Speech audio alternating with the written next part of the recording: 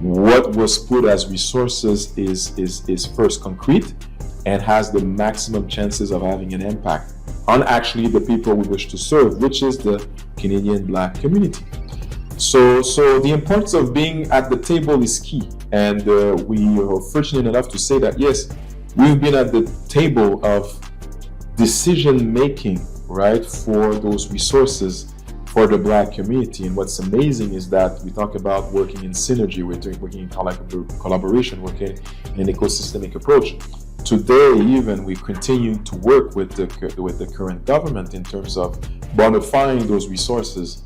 I gotta say, there are amazing people, right? That government that kind of understood and that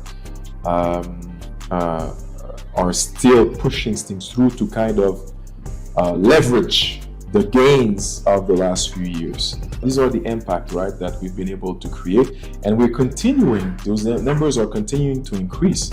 What's amazing is we've been able to add a little bit more resources to it too, right? So to continue that great work of not only building capacity, but as well developing those Black-led initiatives and create even more wealth, even more resources, and make sure that some of these resources are reinvested in our collectivities to have a social impact. Well, I think the change started to occur. The reason why I'm saying that is that, again, we don't have the pretension of having done the work we've done the last few years all by ourselves.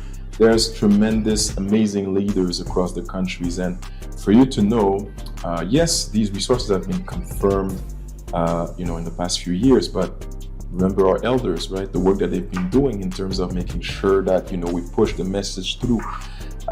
We do sufficient noise to be able to sensibilize the Canadians, our communities, of the importance of reducing those iniquities. So it's important to outline the great work of our elders, to outline the great work of these amazing leaders across the countries that have pushed things through to help our community have those resources. Welcome to Stratamentora Signature Series. My name is Alain Joshua Kingrutse.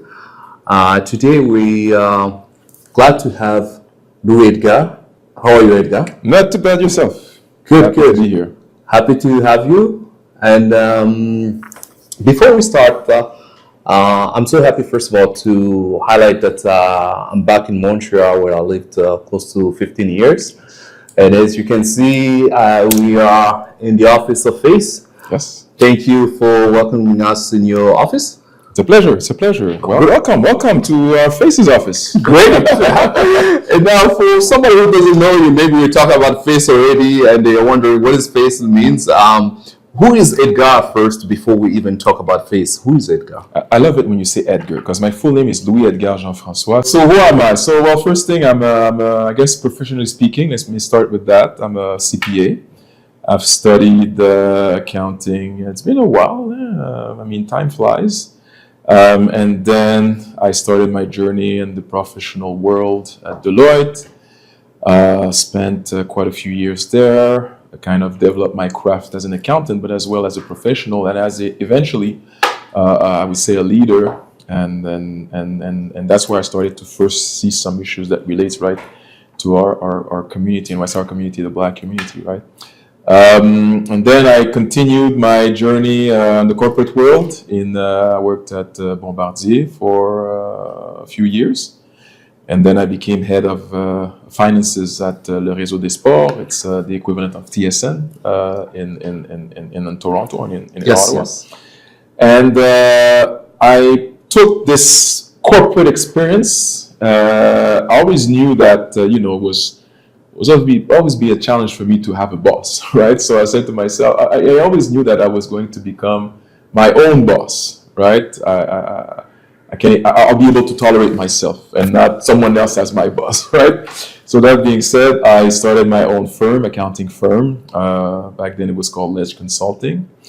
And becoming an entrepreneur, that's where first I kind of perfected my craft in terms of understanding entrepreneurship, right? You can understand entrepreneurship if you're not an entrepreneur, right? So that's what I started. So that's what I did. So I had my firm for quite a number of years. I sold my firm officially back in 2018. So I created my firm in 2009, sold it in 2018. And yes, with my firm now, I was working with entrepreneurs. I started to really see concretely all the issues and all the iniquities in terms of access to capital, access to network, access to resources for people from a diverse background, but more precisely for people from the Black community.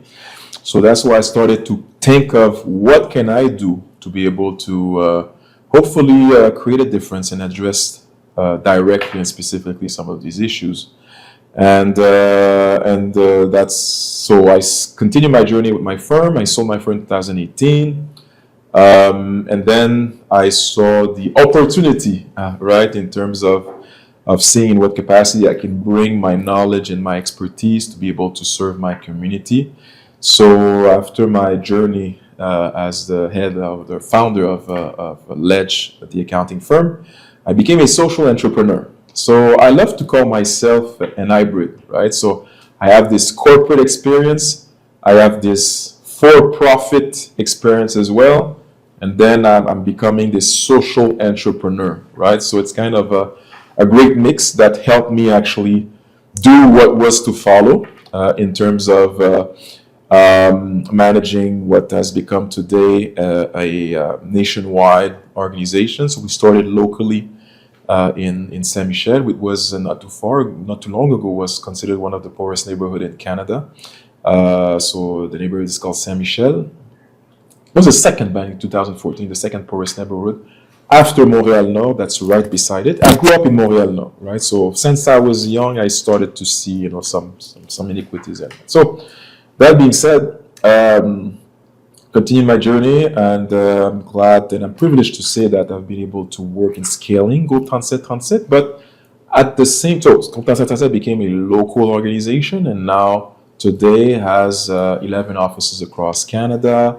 We have several resources. We've built an ecosystem, and I always say an ecosystem because we don't have the pretension of doing the work that we do all by ourselves. We do it in an ecosystemic approach. So it was really important for me to be able to bring on the forefront different entities, whether from the public, private, academic, or community sectors, to come together to be able to provide support collectively to entrepreneurs and entrepreneurs from a diverse background. So scaling Groupe 3737 is one thing, but again, I'm feeling privileged to have worked with different leaders across the country to create what I call the ecosystem of support, the Black ecosystem of support here in Canada. Today, we're glad to say that we've been able to mobilize a little bit over $1.14 billion in terms of concrete resources to be able to serve and address issues of access from people from African descent, right? So from the Black community. So what's amazing is that other than the financial resources, you have also this ecosystem of more than 37,000 entities that comprised of that ecosystem. When I say 37,000 entities, I'm referring to we have 33,000 entrepreneurs in our FACE database, right? Black-led businesses. We have a little bit over 2,600 not-for-profit organizations that we've supported through another initiative that I have the privilege of co-creating, which is the Supporting Black Canadian Community Initiative. And then we have approximately a little bit over 1,000 consultants that came to the forefront to be able to bonify the support provided to those 33,000 entrepreneurs and 2,600 not-for-profit. And finally, again, in an ecosystemic way, an ecosystemic approach, there's now a little bit over 400 institutional partners from the private, community and academic sectors that also came to the forefront to bonify that support. So it's an amazing, I always like to call it an amazing asset in terms of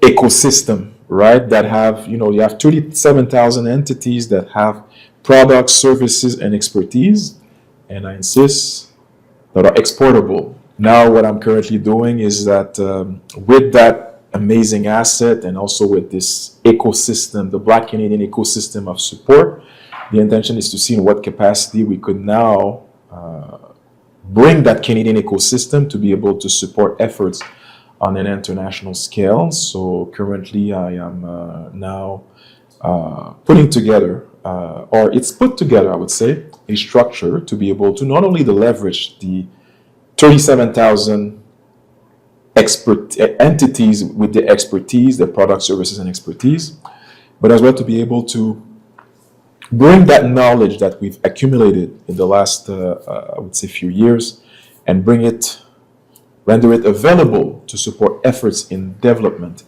in countries, I would say, that are Black-led, especially in Africa and as well in the Caribbean, but as well in countries where there's a significant amount of people of African descent or people from the Black community. So that's what I'm currently doing today. So it's a long journey, but that's currently what I'm doing.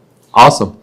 First of all, thank you for all you've been doing for the community. It's a pleasure. It's long hours, I can imagine, of investing and basically defending, and it's greatly appreciated. It's a pleasure. Yes. Now, you just mentioned about what you're working on. Can you tell us the name of the new organization you're working on? Because my understanding is that you just transitioned from Group Transit, where you were one of the leaders, and now you transitioned to Humanity. Is that correct? So yes, so Group Transit, I was the CEO. Now, Okay. in order to make sure that we have a proper transition, I became the board chair. Okay. And now, as board chair, I'm still acting board chair of Group Transit. Of course, I'm a co-founder of the FACE Coalition, who delivers the loan portion of the Black Entrepreneurship Program, working with an amazing CEO called Tiffany Callender.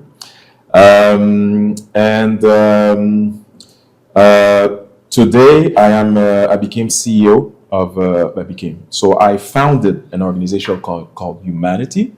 So Humanity is HUE-MANITY.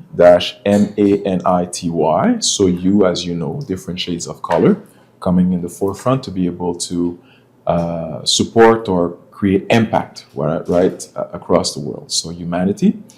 So yeah, that's my current role. I've been fortunate enough to bring to the forefront a great team of approximately 40 resources. And now we have a partnership developed in what I call pilot countries. We have one deployment that is imminent in Ivory Coast. So we're just in the final steps. So in March, this upcoming March, we'll officially launch in our structure in Ivory Coast. We're in the process as well of creating an amazing partnership.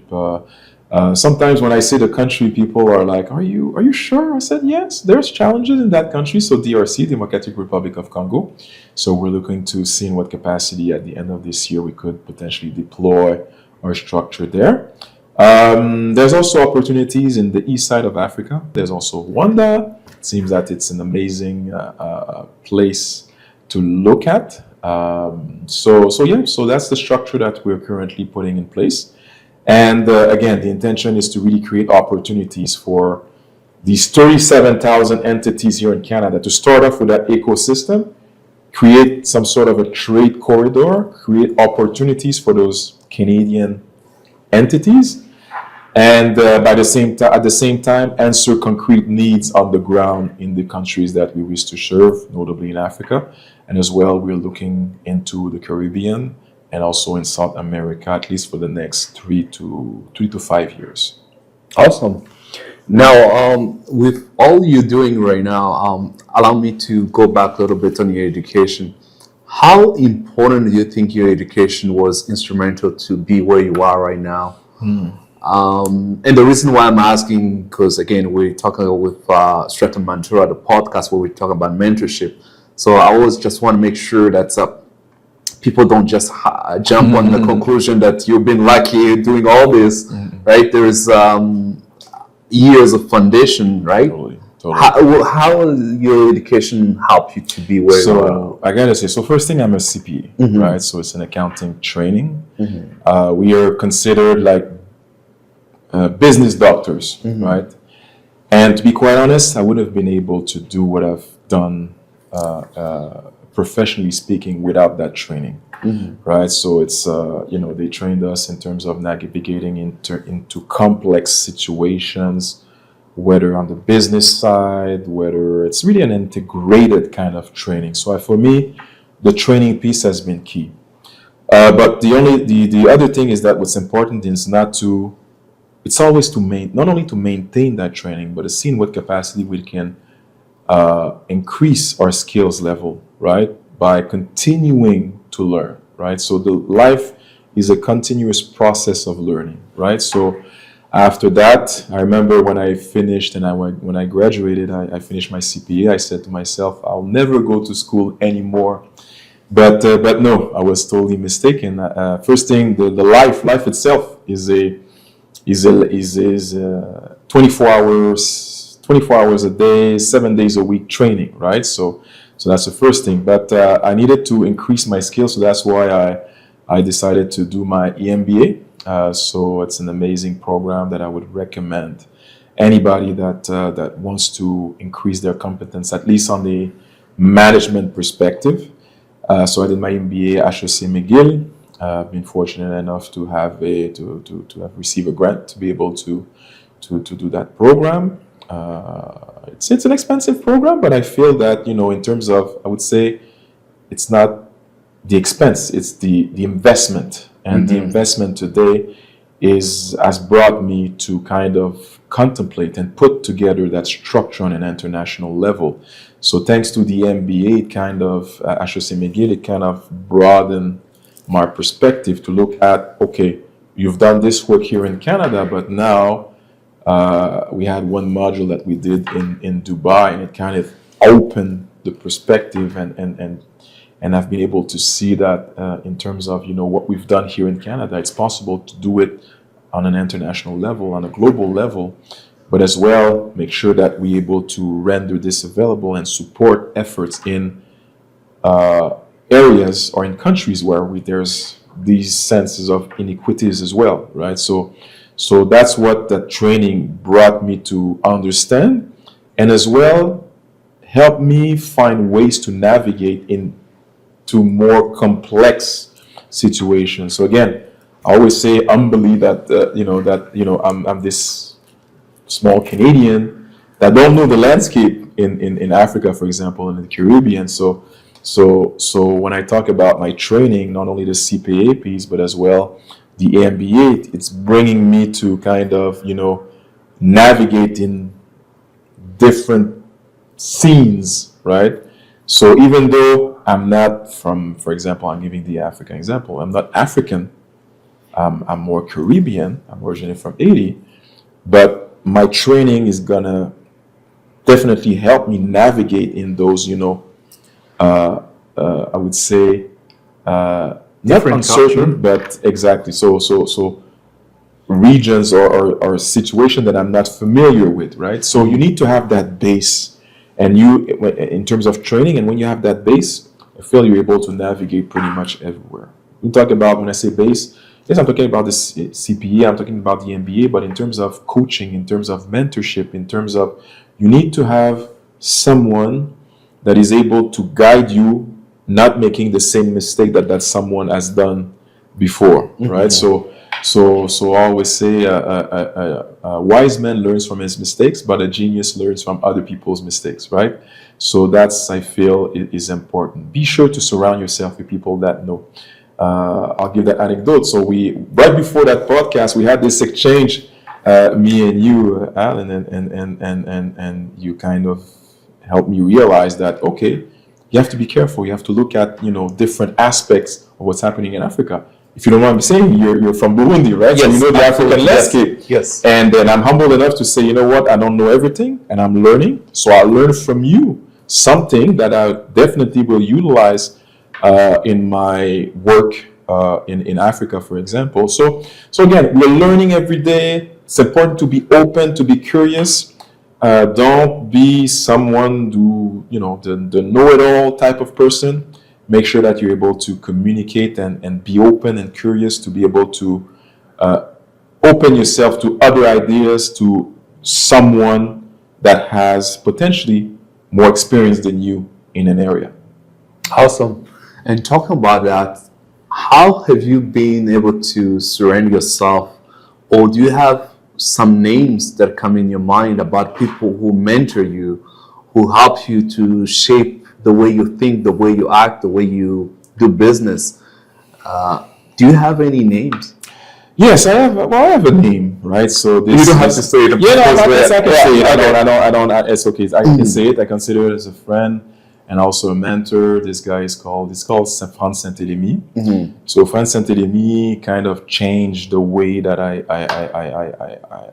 I was thinking, right? And he brought me to a point. Well, it brought me to understand the importance of seeing in what capacity you can utilize your talent, not only to support yourself, support your family, but to see in what capacity you can also bring it on the forefront to support your community or having a social impact, finding ways to create exactly that, to create impact. So that's the name that comes in mind first. And after that, I was fortunate enough, we talk about those amazing resources to support the Black community in terms of, working in lobbying the government. I've learned so much by working with now a dear friend and dear sister, Tiffany Callender as well. She's someone that I've learned from a lot, and hopefully she learned from me too, right? So it goes both ways. There's also this gentleman called Rustem Southwell as well, right? I mentioned them. He's become an intricate part of who I've become in terms of understanding. So Rustem Southwell has been into this space and community work since he founded BBI in 1996. So I always call him my big brother, right? So in terms of learning from him, his calm, his wisdom, is someone that not saying that he directly mentored me, but by working with him, I've come to learn so much with him, and hopefully he did learn a little bit with me too. So that's another gentleman that I would definitely mention. I like how you're humble. You say, hopefully he learned something from you. Of course he learned something from you. I'm learning already a lot from you. And talk about learning. What is some of the learning you have from working with all these organizations? Or what type of impact have you seen since the launch of a face group? The 3737. No, you said it right. Group concept. Yeah, I will keep it in French. Amazing. Yeah, what type of impact have you seen so far that you can talk about? Because for somebody maybe who's not in the landscape, they might think, okay, there is no so much impact. But can you share us maybe even some few experience of people, maybe people whose lives has been changed and now they can testify about how their businesses thrive and families are supported, kids are going to university. Some stories maybe that you can share with others, yes, without necessarily maybe even mentioning names, but just to highlight the impact. I think it's important to mention the name. I guess it's going to give them a little bit of publicity, right? So, great. So I'll share. So first thing, I'll talk about the global impact. So again, these resources, I mentioned $1.14 billion of concrete financial resources to bring in the forefront to address issues of access to resources, access to network, access to capital, access to training. And these resources have been transformational. So on top of the financial aspect of those resources, the impact has been tremendous, and it's been transformational. And when I say transformational, if you look at, for example, so there are 4 initiatives, right, that was put in place. So there's the Black Entrepreneurship Program, there's the Supporting Black Canadian Community Initiative, there's as well the Philanthropic Fund, and there's also investments in all the strategies that relates to anti-Black racism strategy. That being said, in terms of impact, it's 23,000 professional 27,000 professional opportunities, my apologies, that has been created across Canada, right, through the support provided to entities in those different programs. In terms of revenue generation, it's a little bit over $470 million of new revenues generated through those entities, Black-led entities, whether the 33,000 entrepreneurs or whether the 2,600 non-for-profit organizations. We talk about capacity building, right? So we talk about an average of 2 new sources of revenues added per non-for-profit organization. You have an average of 3 new board members added per Black-led entities supported through those initiatives. You have also, in terms of access to capital, we've been able to distribute a little bit over $200 million in terms of funding, whether through SBCCI, in terms of grants, and it's a little bit over $120 million, and through FACE, in terms of loans for Black-led entrepreneurs, the remainder, so $80 million. So again, these initiatives and resources have been transformational for our community, the Black community. And when you say it's transformational for the Black community, I'm going to quote one of my dear friends, Greg Fergus. When it's transformational for the Black community here in Canada, well, it's transformational for the Canadian community as a whole, right? These are the impact, right, that we've been able to create, and we're continuing. Those numbers are continuing to increase. What's amazing is we've been able to add a little bit more resources to it too, right? So to continue that great work of not only building capacity, but as well developing those Black-led initiatives and create even more wealth, even more resources, and make sure that some of these resources are reinvested in our collectivities to have a social impact, right? So yeah, these are the actual impacts. Awesome. I like that. There's a recent quote talking about a quote that came out recently that's been famous on social media from Prime Minister Mark Carney saying that if you're not on the table, then you're on the menu. Yes. Do you think this is something that is applicable for minority in Canada, specifically Black people, or this is something that is changing, or are you hopeful that there are some changes? Well, I think the change started to occur. The reason why I'm saying that is that, again, we don't have the pretension of having done the work we've done the last few years all by ourselves. There's tremendous, amazing leaders across the countries, and for you to know, yes, these resources have been confirmed, in the past few years, but remember our elders, right? The work that they've been doing in terms of making sure that, we push the message through. We do sufficient noise to be able to sensibilize the Canadians, our communities, of the importance of reducing those iniquities. So it's important to outline the great work of our elders, to outline the great work of these amazing leaders across the countries that have pushed things through to help our community have those resources, right?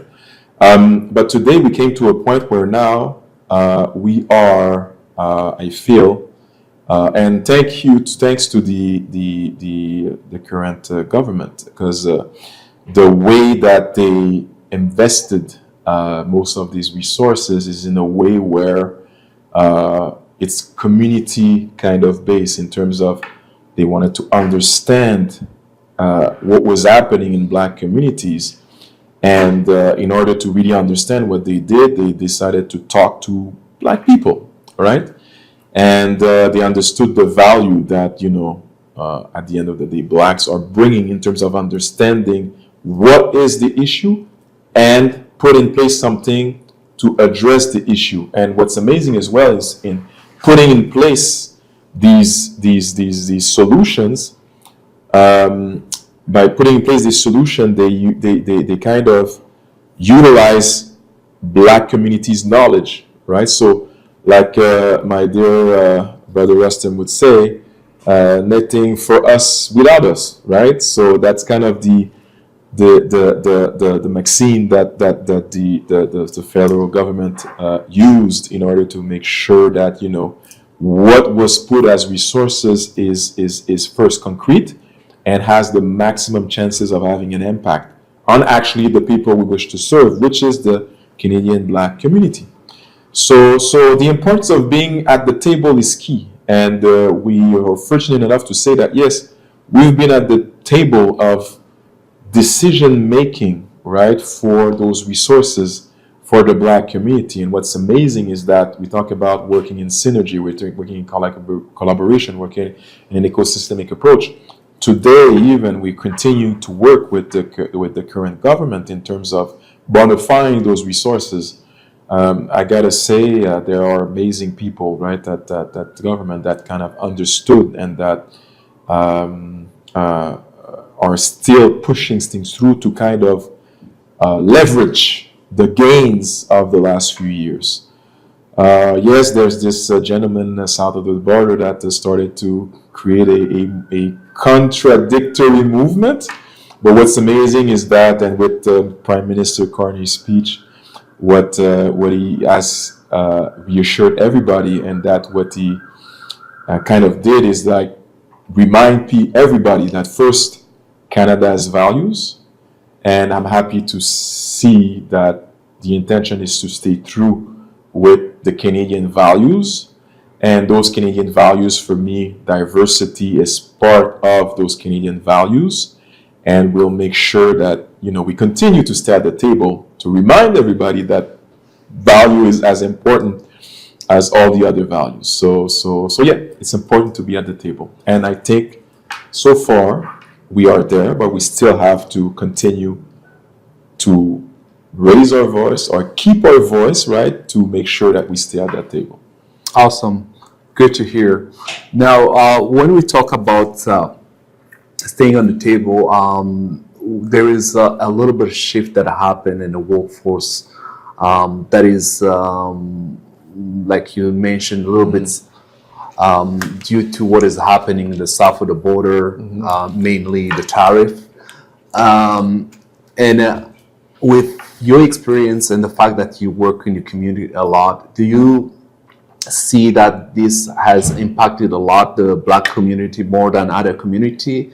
And if so, do you have any suggestion or anything that you think the Black community should be doing to work on that? So, of course, it impacted our community, right? Because, again, it impacted Canada as a whole, and we are definitely part of this Canadian community. That being said, yes, it had an impact. At first, it had a negative impact, but there's the positive side of things. What it does is that it forces us to see opportunities elsewhere as well, right? Yes, it's gonna be a challenge for, let's say, a few months, a few moments, maybe in some cases a few years. But when you start to look at other markets, then you start concretely opening those markets for those Canadian Black-led businesses, and when you open them for life. So what it has brought us to do is to look at, for example, opportunities in Europe or opportunities in Africa, right?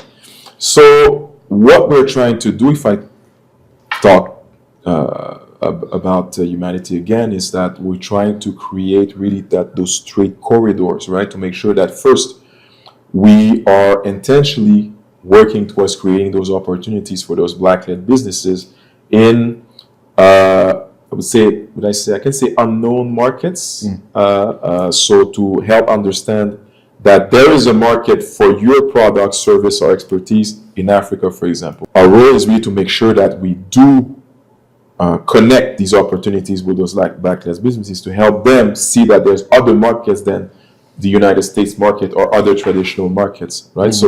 So that's the important piece that we to do. So it's a good thing that the gentleman, the leader south of the border, installed this tariffs, because it forced us to look at other opportunities that historically we didn't have the reflex of looking at, right? But now today we're looking at it. It opens pathways. And then, unfortunately, for the United States, for example, those pathways are going to be permanent, and they're going to come to a point where, okay, do we still need to do business with the United States? Maybe not, and they'll focus on the new pathways that was created. Now, on a business perspective, once, let's say, the leadership south of the border changes, things might change, especially in those tariffs, hopefully. And of course, if it changes, like, it's going to be stupid, sorry for me to say that, for an entrepreneur not to reconsider as well reopening or pushing through things in the United States. But for now, I think it's a good thing. It's opening even more markets, and it's creating even more opportunities for businesses here in Canada. Awesome. I like how you talk about and you encouraging basically the Black community to do entrepreneurship. But now there's a lot of who always say, but there is a risk. How do you instill or build resilience, or how do you teach people when they come to your program, for example, the group concept, to build resilience and to have a bigger picture, not just to see the risk, but to see the opportunities that lie in entrepreneurship? Because I think that's one of the things that you can hear a lot from our community when it comes to, yeah, but there is a risk. I don't want to risk it, right? Yeah. How do you overcome it? How do you teach people to build that resilience? So first thing, it's important to understand that in terms of when you enter an entrepreneurship journey, you have to understand that it's not a hobby, right? If you decide to become an entrepreneur, it's like every professional opportunities or every career that you choose to be in, you're going to give it time, you're going to give it the energy required. You have to treat it like really like a career, not a hobby. So that's the first thing. Now, when you treat it as a career, then you do what's necessary. You put the efforts in to make sure to be successful in that career. And when you say being successful in that career, as you know yourself, the entrepreneurial journey is not an easy road, right? If it was easy, everybody would do it. It's simple, but it's not easy, right? So that being said, the entrepreneur has, in terms of mindset, usually understands that there's no giving up in entrepreneurship, right? So it's a matter of, okay, treating as a career, but making sure that we attain our objective. You come to a point where you put together a successful business. Now, where the entrepreneur usually fails is that when he tries to develop that business, thinking that he knows it all and he can do everything by himself, right? So that's an important element to address. You cannot do that by yourself. You have to be surrounded by first your team, your internal team, but as well you have to be surrounded by an external team, what I call an external team. And that external team can be comprised of, yes, partners, could be comprised of your clients as well, your vendors, but as well coach, mentors, people that already did it before, succeeded before, that are able to help you avoid the regular mistake that entrepreneurs do when they're taking their first crack at entrepreneurship, right? So you have to be well surrounded just to make sure that at the end of the day, you're able to beneficiate from valuable insight to be able to develop your business accordingly. So I think it's a matter of making sure that you understand that it's a career, it's not a hobby, that there's no giving up, right? You in your career, you're not going to give up your career, right? You're going to take the time, you're going to do what's necessary. And it's a matter of being well surrounded as well, right? One other piece maybe that I would add in terms of entrepreneurship, make sure that you do something that answers a need and that you're passionate about, right? Those two things are key. And usually if you have those two things and you're well surrounded and you have that type of recipe that I just explained, usually you're on track to have a successful business. Awesome. And with your own experience, do you have anything, if you were to redo it, you wouldn't do it, or some mistake that you want to share with the audience or to avoid? You had to ask me that question. So because we talked about it a little bit at the beginning, yes. right? Okay, so for you to know, what in terms of the work on the personal level that I've been doing in the last few years, this is it's community work at the base, right? It's making sure that we create those important resources to create change and to transform lives in our community and reduce those inequities. But as some of my colleagues would say, it takes, it's community work, but it's a sacrifice, right? It's a sacrifice. People are not, there's some that are aware, so the ones that are into it are aware, but some others, they don't realize the amount of work that was required. But that being said, uh, I'm partially to blame because it's a personality trait. I've always been like that. I've always thought of others before thinking of me. And I mean, it's good up to a certain point. Isn't what a leader is? Yeah. Sorry to interrupt, but Well, I think partially, but, Partially, okay, good. I'll put a caveat into Okay, it good, because good. you cannot help others if you're not able to help yourself. Fair enough. Right? Fair enough. So that being said, the last few years I kind of forgot about myself, right? I forgot about forgot about who I am, and as well, I focused a lot on this work, on this community, but I forgot the importance of family, right? So for you to know, I got divorced during this sorry. this journey. Also, I lost my mother. So sorry. I was fortunate enough; she helped us raise our kids, so I was able to see her, every day. But did I see her with some quality time with her, or did I see her while I was like passing by the house, seeing if the kids are okay, eating with the kids, and then leaving? I didn't spend enough quality time with her. And also on the financial level, at the end of the day, it's community work, right? It's for non-for-profit. So on the financial side as well, there were some challenges. Was I able to eat every day? Yes, of course. But was I able to think about my retirement? I'm going to turn 50 this year. So I should have said that live. Okay, it's okay. It's okay. It's okay. I assume myself. So We are I'm gonna men. turn- We can Exactly. So I turned 50 this year, but I haven't, properly thought of my retirement, right? So I think that's also an element that's going to be important for me to consider moving forward. So this is, if I had to do it in a different way, I would have done, I would say 90% the same, right? Because what we've created for me in terms of learning, in terms of understanding, in terms of concretely supporting my community, to see the difference in lives, the way that we've been able to transform lives, for me, it's always like, I love it. Like, that's incredible. But I would have a better balance. I would have a better balance between the professional side of it and, the family.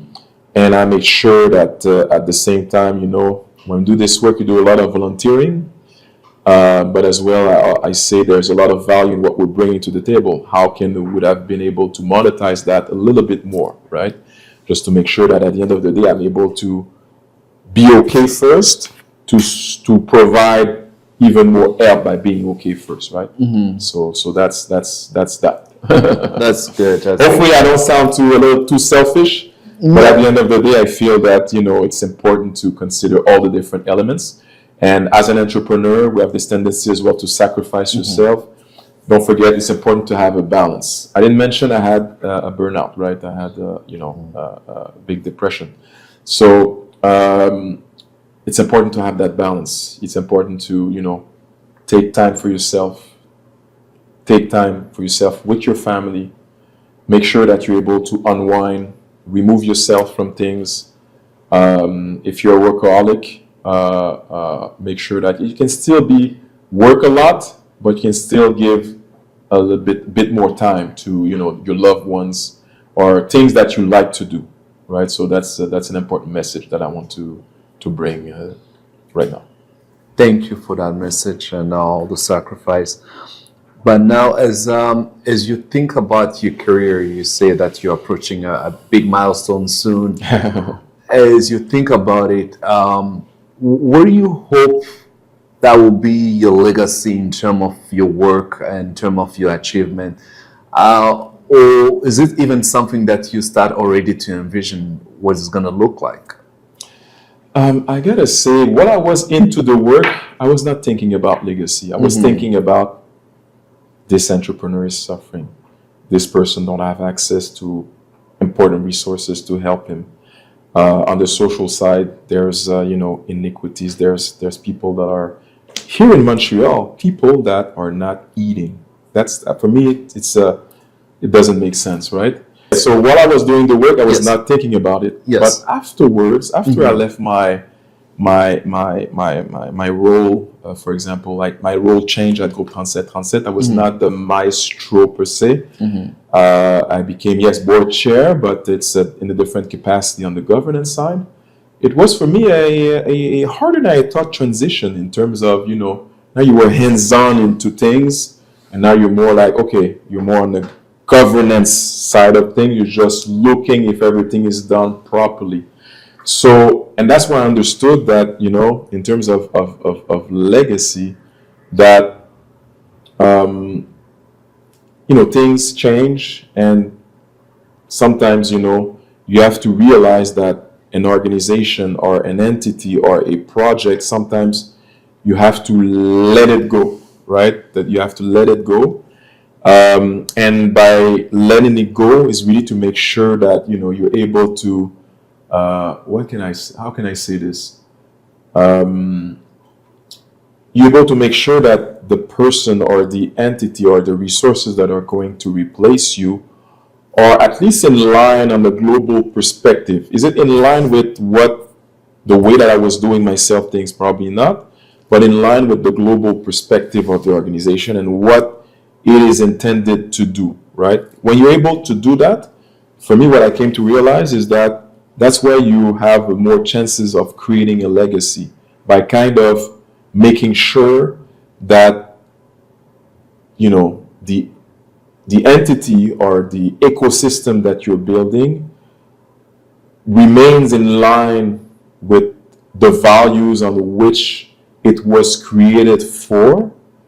And when you're able to do that, it gives a sense of maintaining something that you utilize your own values to be able to build. And that's, for me, if I'm able to do that, that's what would be for me my legacy, right? So yes, so I feel that it's important. It became important for me to leave a legacy, to leave something that will create a concrete change for the future generation. Make sure that, my daughter and my son don't have to live the same challenges that I have to live, whether in my professional life or in my personal life. When you are able to do that, and you're able to create and to put together institutions that are able to do that for the next generation, that's where I feel that, yes, okay, I've done something good and I've created some sort of legacy to be able to help the future generation improve their situation. Earlier I mentioned, the elders, they did some work. They had a lot more challenges that we faced us in our era. We face in our era these challenges as well, and we find solution the same way as all our elders try to find solution as well. Things are improving, so now the intention is to make sure that it's improved for the next generation, and hopefully by cementing legacies, we'll come to a point where these inequities will disappear. And I always say,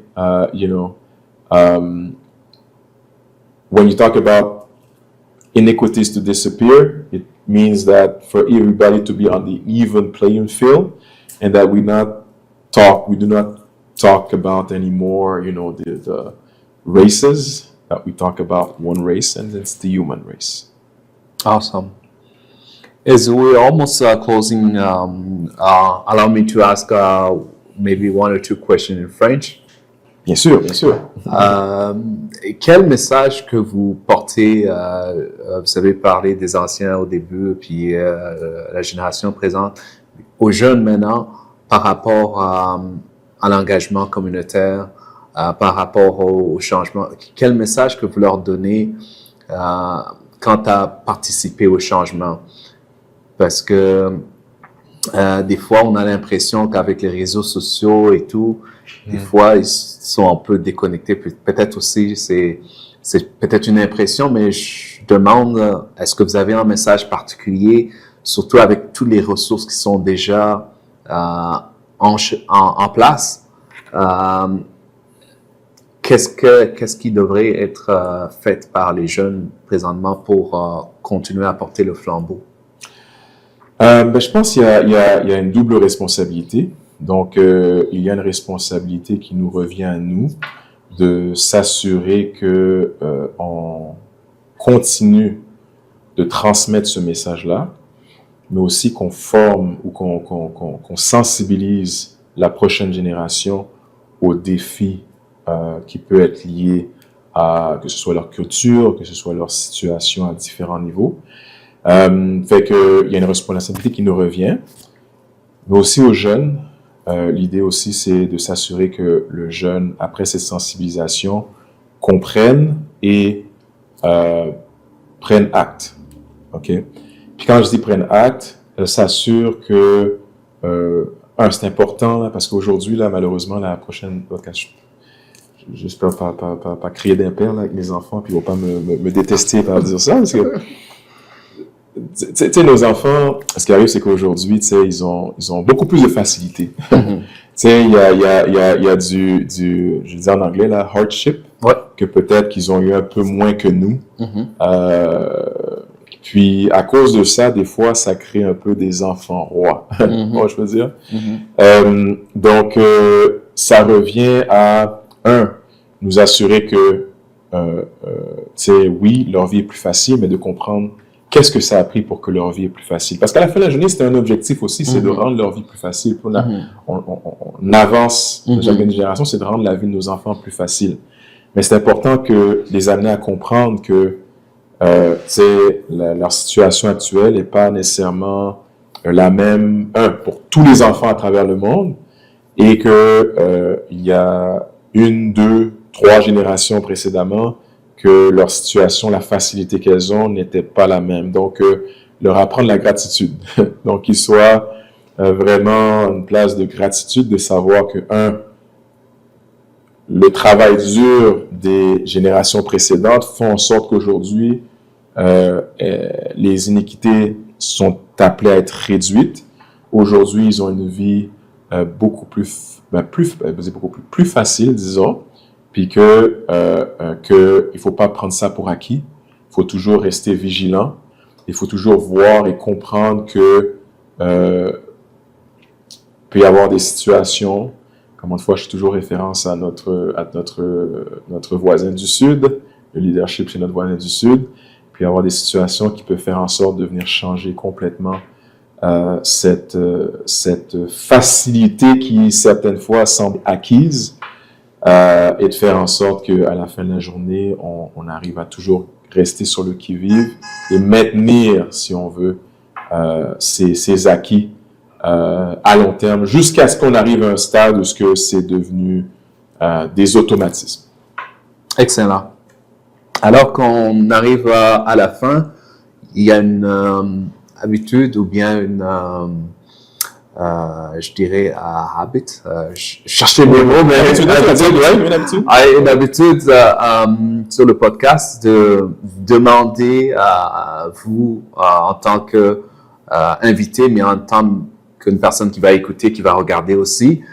Est-ce qu'il y a une personne qui vous tient à cœur, que vous pensez que ce serait une bonne personne à écouter parce que il a, ça veut dire, un parcours qui est assez intéressant, qui pourrait, ça veut dire, inspirer les autres, ou bien un sujet que vous aimeriez écouter ou entendre parler sur le podcast? Ben, je pense que, tu sais, je m'en voudrais de ne pas parler de Tiffany Callender. Donc, qui est la PDG de Face, la CEO de Face. Tu sais, moi, j'ai dit tout à l'heure, je suis un hybride. Donc, j'ai été dans le milieu corporatif, après ça, je suis devenu entrepreneur. Après ça, je suis devenu entrepreneur social.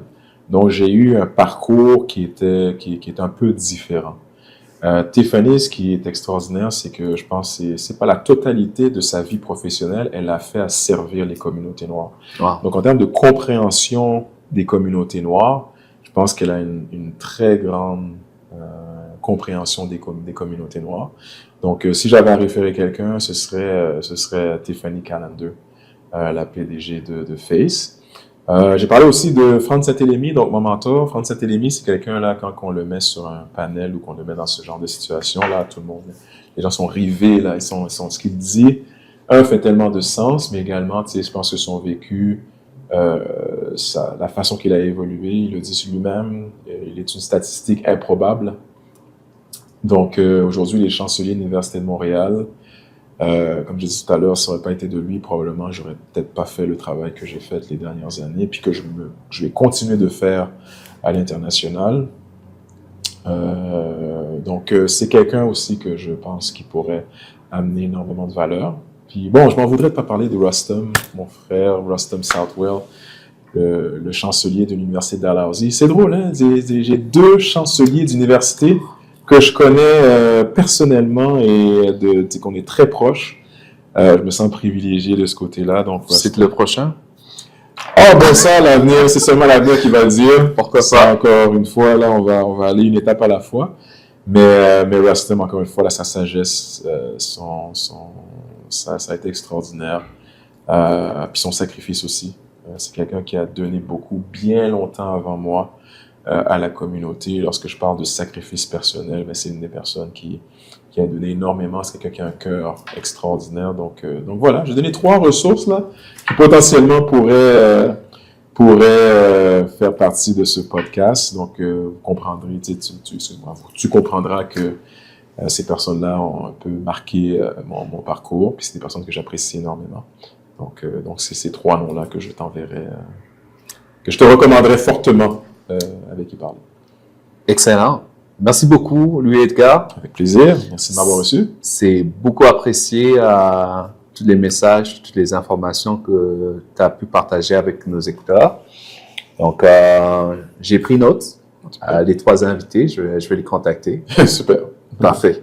Mais sinon, on arrive à la fin. On dit un grand merci aussi à nos auditeurs, à tous ceux qui nous ont suivis. N'hésitez pas de suivre, puis liker, comme on dit en anglais, notre page. Puis n'hésitez pas de suggérer aussi des noms des personnes que vous aimeriez voir ou écouter. We thank you again for listening. As we're in Montreal, we do like Montreal. We've been bilingual into this interview. So feel free again to share, to like, and comment into the section if you have any guests or subjects you'd like to hear. At Stratamentora, we talk about business. We listen to people who made it and who are willing to share the story to inspire others, whether it's in business, those who are into academic, and those who are into consulting. So different areas, all this to inspire the next generation. So thank you again for your time, and see you with the next episode.